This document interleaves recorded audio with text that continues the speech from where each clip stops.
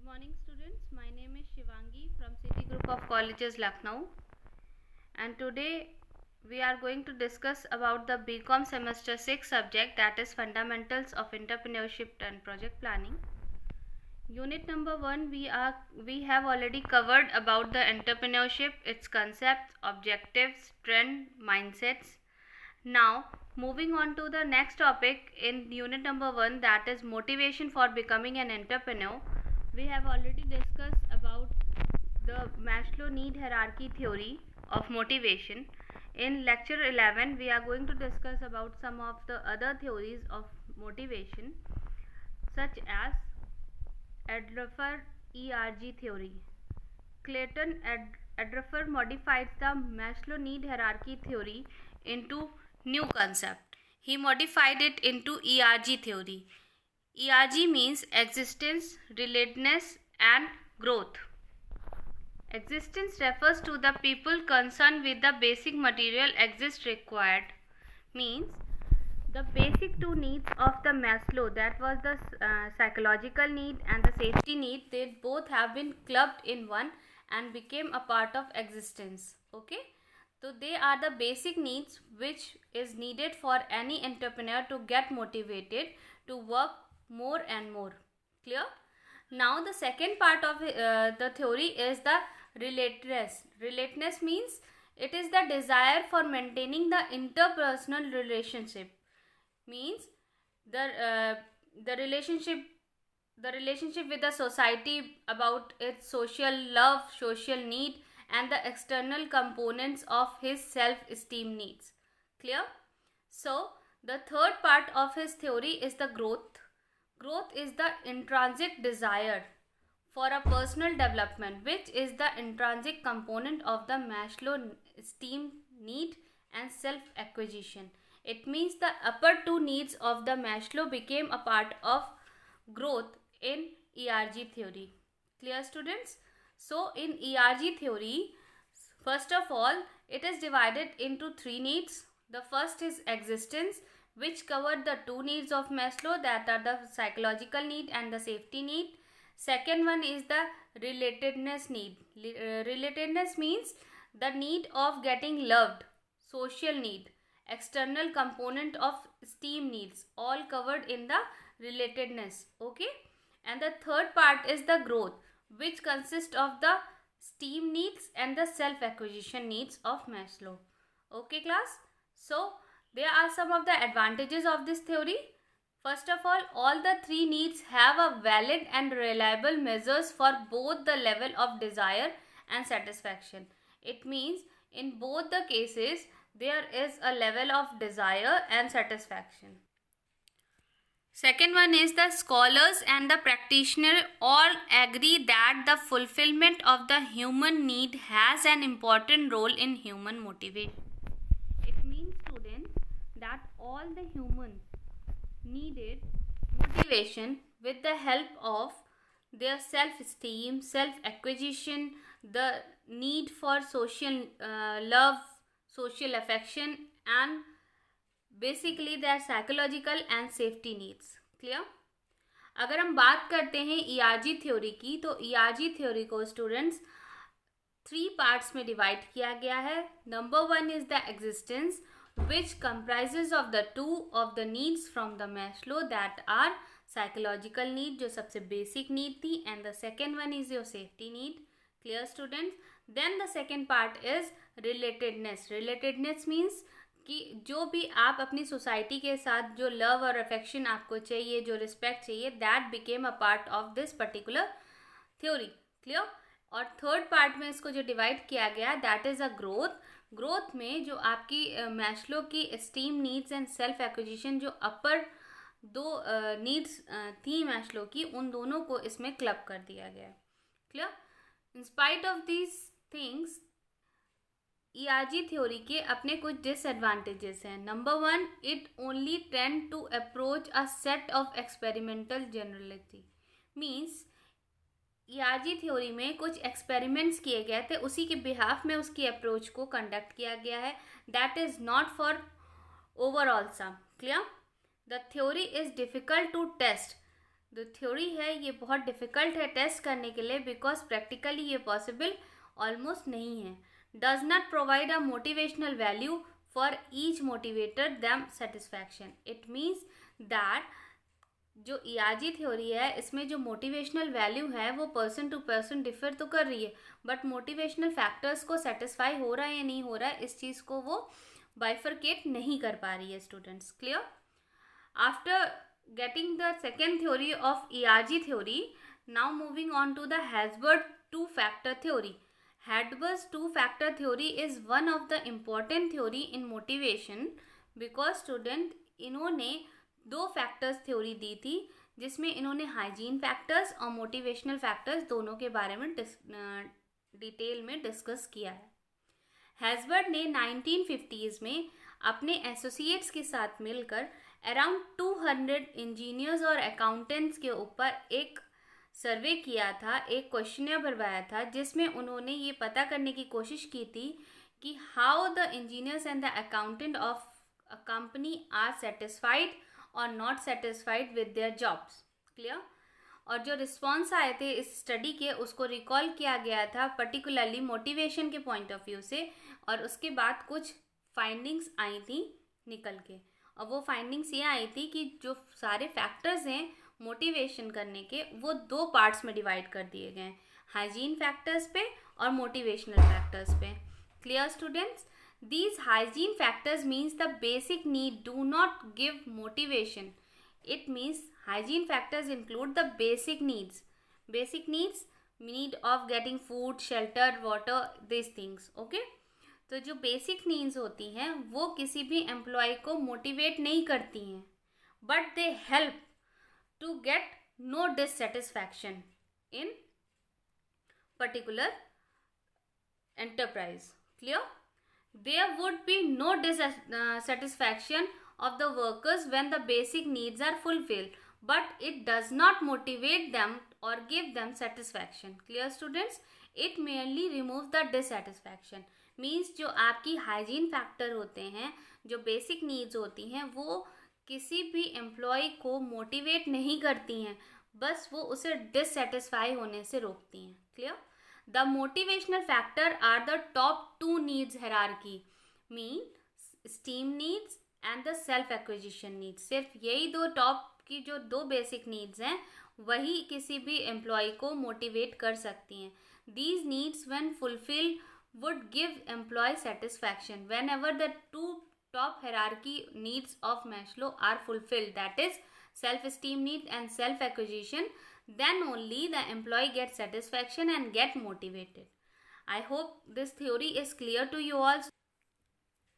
Now we can discuss about the advantages of Hansberg theory, right? What are the advantages? Students, Hansberg theory can be applied by managers to motivate employees by identifying the hygiene factor, removing any element of dissatisfaction. It means कि अगर आपकी कोई एक enterprise है तो वहाँ पे जो हैजबर्ड की थ्योरी ऑफ मोटिवेशन है वो किसी भी मैनेजर के थ्रू यूज़ की जा सकती है, जिसमें मैनेजर आइडेंटिफाई कर सकता है कि जो भी उनकी हाइजीन फैक्टर्स हैं उनको देखें और उससे जो डिससेटिस्फैक्शन एलिमेंट्स हैं उनको निकाल के हटा सके. Second, it makes the employ motivated by fulfilling their esteem and self acquisition need. Herzberg theory के जो भी एप्लीकेशंस हैं उसको अगर आप किसी एंटरप्राइज में अप्लाई करते हैं तो जो एम्प्लॉयज़ की सेल्फ स्टीम और सेल्फ एक्विजिशन नीड है वो फुलफिल हो जाने पे एम्प्लॉयज़ सेल्फ मोटिवेटेड हो सकते हैं. This theory enables the manager to work on the basic needs. Once identified, then go to more complex need. It means that कि मैनेजर अगर किसी भी एंटरप्राइज का हाइजीनिक फैक्टर्स को पहले कंसीडर करे तो उनकी बेसिक नीड्स को फुलफिल करके उनका डिससेटिस्फैक्शन एम्प्लॉयज़ का हटा सकता है और उसके बाद जाके वो आगे के फैक्टर्स को यानी मोटिवेशनल फैक्टर्स पे काम कर सकता है as an manager. Clear? Now, in spite of having so many advantages, Hansberg have some of the disadvantages also. There are no standardized scale of satisfaction for a job factors. It means there is no standardized scale or measurement for getting satisfaction level in a particular or dissatisfaction level. Clear? Hansberg failed to recognize the existence of substantial individual differences. It means that even though the Hesburd motivational theory, two-factor theory, is very important in motivation, in spite of that, Hesburd failed to recognize the substantial individual differences between the satisfaction and non-satisfaction or dissatisfaction. Clear? Now, moving on to the comparison between Maslow and Hesburd theory of motivation. First of all, I should recall you all कि Maslow की जो hierarchy theory थी वो 5 stages में divided थी और हैज़बर्ड की 2 factor theory यानी 2 फैक्टर्स पे काम करती है. ओके, तो मैस्लो में देखते हैं self acquisition need is the top most need. Clear? Then comes the esteem need, then comes the social need, then comes the safety and security need, and the primary need was the psychological need. It moves from bottom to top. Clear? Whereas in Hesburd two-factor theory, motivators are 4 types like responsibilities, challenging work, recognition, achievements. और जो main factors थे maintenance के, जैसे था good पे करना, type of supervisor किस तरीके के, इंटरपर्सनल रिलेशनशिप कैसा है एम्प्लॉयज़ के बीच में, जॉब सिक्योरिटीज़ है या नहीं है, these are the maintenance factor. Clear? So students, this is all about the Herzberg two factor theory. Herzberg की थ्योरी को एक और नाम से भी कहा जाता है, that is two factor theory. Here comes some of the MCQs, important MCQs. पहला MCQ, मैस्लो की हायरार्की थ्योरी में कितने टाइप्स ऑफ नीड्स होते हैं? तो student, there are 5 types of needs. पहला. Second, two factor theory is also known as Herzberg theory. Clear? Then what is the full form of ERP? Clear? These are the MCQs related to you. ERG का full form क्या है? तो you will get to know the existence, relatedness and growth. ये 3 options दिए रहेंगे और उसके अलावा एक ऑप्शन और रहेगा. Okay, so these are the MCQs which will definitely going to come in your examination. Now moving on to the next topic is your McClelland need theory. David ने क्या करा? डेविड ने मोटिवेशनल थ्योरीज जितनी भी अभी तक का रही, जैसे आपकी मैस्लो की रही, दैट हेज़बर्ड की रही, इन लोगों की थ्योरीज को प्रॉपरली ऑब्जर्व किया, देखा. Then he contributed his theory for motivation by highlighting the importance of the 3 basic needs. David ने क्या किया? 3 बेसिक नीड्स को हाईलाइट किया to understand motivation more clearly. They are achievement needs. सबसे पहले इसने हाईलाइट किया अचीवमेंट नीड्स को. देन एफिलिएशन नीड्स, मीन उसके बाद उसने हाईलाइट किया एफिलिएशन नीड्स को, and then the power needs. Clear? So again I am revising it again and again because ये MCQs में पूछा जाता है. मैस्लो ने नीड जो थ्योरी दी थी नीड्स की, वो 5 नीड्स हो गई. हेज़बर्ड ने 2 फैक्टर थ्योरी दे दी. उसके बाद आ गया डेविड ने क्या किया? अपनी मोटिवेशनल थ्योरीज में 3 बेसिक नीड्स को फोकस किया. पहला अचीवमेंट नीड्स, दूसरा एफिलिएशन नीड्स एंड तीसरा पावर नीड्स. क्लियर? नाउ अगर हम बात करते हैं need for achievements. Clear? Achievement motivated people on pursuing and attaining goal. Means whenever the employee or the entrepreneur get some achievements or needed to get some achievement, he gets self-motivated. People with a higher need for achievement have an instant desire for success. अब कोई अगर entrepreneur है और उसको एक achievement पाना है कि हाँ मैं एक अच्छे एंटरप्रेन्योर की तरह या यंगेस्ट एंटरप्रेन्योर का कोई एक टैग ले लूँ, तो उस तरीके से क्या होगा कि उसके अंदर एक सेल्फ मोटिवेटेड चीज़ें रहेंगी जिसके बिहाफ पे वो और अच्छे से काम करेगा अपनी एंटरप्राइज पे, और प्रोडक्शन, सेल्स, मार्केटिंग सब पे बहुत अच्छे से फोकस करेगा, डिसीजन मेकिंग और अच्छे करेगा. क्यों? क्योंकि उसके अंदर एक सेल्फ मोटिवेशन फैक्टर आ गया. That is the need for achievement. उसके अंदर जो नीड फॉर अचीवमेंट है वो इतनी डिज़ायरेबल होगी सक्सेस के लिए कि वो खुद ब खुद मोटिवेटेड रहेगा. दे typically seek the competitive situations. Achievement skill में क्या रहता है स्टूडेंट्स की जो कंपटीशन की एक कॉम्पिटेटिव एक सिचुएशंस होती हैं उसमें ये ज़्यादा से ज़्यादा आता है. Right? They take a realistic approach to the risk. It means जो नीड फॉर अचीवमेंट्स होता है इसमें बहुत रियलिस्टिक अप्रोच होती है. People with the higher need for achievements are categorised by the restlessness and willingness to work longer hours. Means if some employee or some entrepreneur is having an need for achievement, means अगर कोई entrepreneur है और उसके अंदर achievement यानी किसी भी achievement को पाने के लिए एक अंदर से डिज़ायर है, तो वो डिज़ायर इतनी ज़्यादा होगी कि वो रेस्टलेस होगा, मतलब रेस्ट नहीं करेगा, और उसका विलिंगनेस रहेगी कि वो ज़्यादा से ज़्यादा काम कर सके. Individual with a higher need for achievements can be a valuable resource. It means if you are a owner of any business, suppose students आप किसी business के owner हैं और आपके अंडर में जो एम्प्लॉयज़ हैं वो बहुत ही ज़्यादा डिज़ायरेबल हैं किसी पर्टिकुलर अचीवमेंट के. सपोज़ करिए कि आप बताते हैं एम्प्लॉई ऑफ द मंथ का अवार्ड मैं दूंगा, तो मैं इतना उसको ट्रॉफी दूंगा, या ये मैं एज एन बोनस दूंगा उसको as an employee of the month में. तो वहाँ पे क्या होगा, एम्प्लॉई ऑफ द मंथ बनने के लिए आपके जितने भी एम्प्लॉयज़ हैं वो ज़्यादा से ज़्यादा काम करेंगे और ज़्यादा अच्छा काम करेंगे. Clear? So that they can get the title and the achievement. Clear? Supervisor who want to motivate the achievement oriented employees need to set a challenging but reachable goals.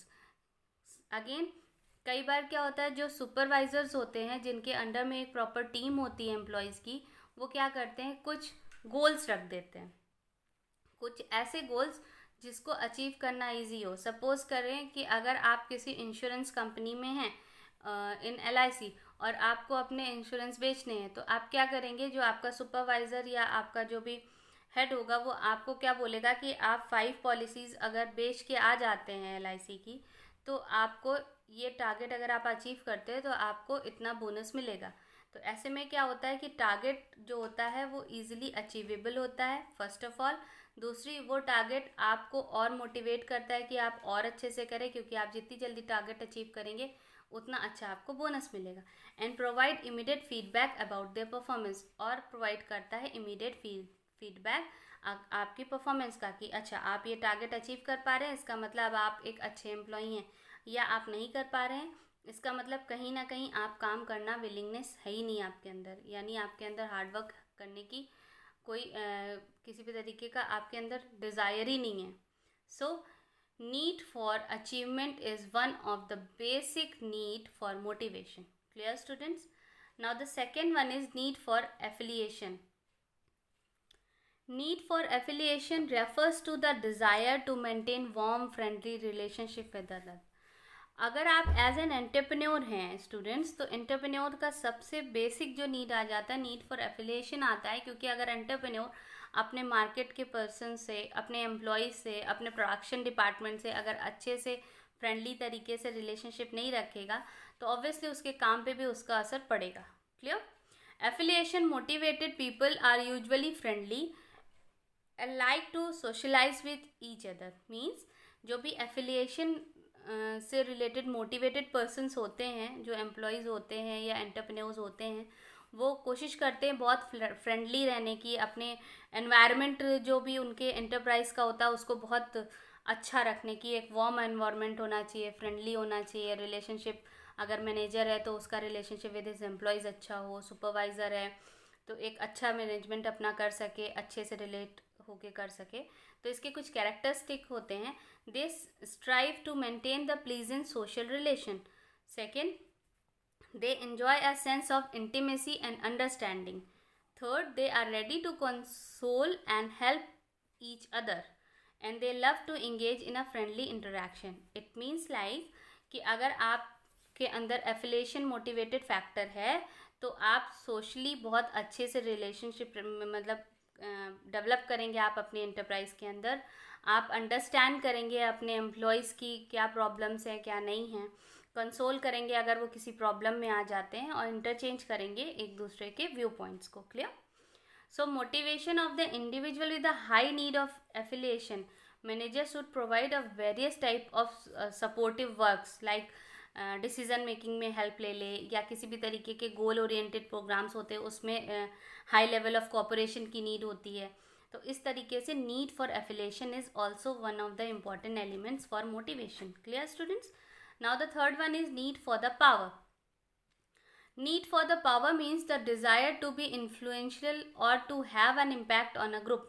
It means that if being an entrepreneur you are very powerful, means you have influence on the employees you are working with, then it means that in this situation you will get the maximum output. The power motivate has sufficient implications for organizational leadership.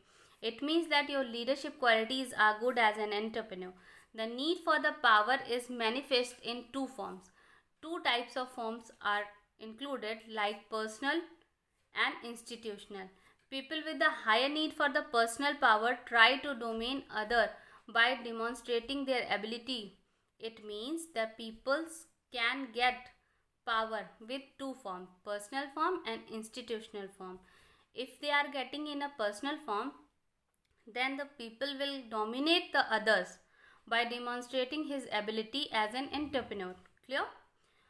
They often run into difficulties as manager because they attempt to use the effort of other for their own benefits. It means that being an employee, if someone is an employee, suppose if he is more powerful, if he is thinking he is more powerful and dominating the other employees, what will happen? Manager will seek to him. Yes, definitely he will come into some difficulties. Whereas if he is highly need for institutional power, if he is having institutional powers, focus on working along with the others, means to solve the problem of himself as well as the problem of his colleagues also, then he will get achievements in the particular organization goals. Clear? So the Macklin works to solve the problem and achieve orientation goals. Clear? Suggests that the individual with a high need for the institutional power became the best manager. Means if an entrepreneur is getting the institutional power, then he became more coordinating, more decision making and long term organization जो goals होंगे उन्हें easily achieve कर सकता है student. Thus अगर इसको suggestion के form में देखा जाए, a moderate of high need for institutional power means अगर इंस्टीट्यूशनल पावर एक मॉडरेट फॉर्म में हाई नीड है किसी भी एम्प्लॉय में, then he can become a good entrepreneur. A moderate need for achievement, और जो अचीवमेंट्स की नीड है वो भी अगर अच्छी होती है, एक प्रॉपर है, ना बहुत ज़्यादा ना बहुत कम, तो that is also good for an entrepreneur to be a part and become a good entrepreneur. Clear? At least a minimum need for affiliation. This contributes to the maintenance of pleasant social relationship. Means as an entrepreneur अगर उसके अंदर affiliation की need नहीं होगी बिल्कुल भी, that is not good for any enterprise. अगर बहुत ज़्यादा होगी, that is also not good. Means एक level तक का minimum need होनी चाहिए affiliation की. Clear? So अगर हम बात करें तो individual without the appropriate need profile can increase their need through training. और अगर किसी पर्टिकुलर पर्सन में एज एन एंटरप्रेन्योर ये नीड्स नहीं है तो वो प्रॉपर अगर ट्रेनिंग भी ले लेता है तो भी उसके अंदर ये नीड्स एक बार आ सकती है. Clear? So students, I hope कि आपको ये सारी थ्योरीज क्लियर हो गई होंगी. आगे हम फिर मोटिवेशन की कुछ जो थ्योरीज बची हुई हैं उनके बारे में डिस्कस करेंगे. Thank you class.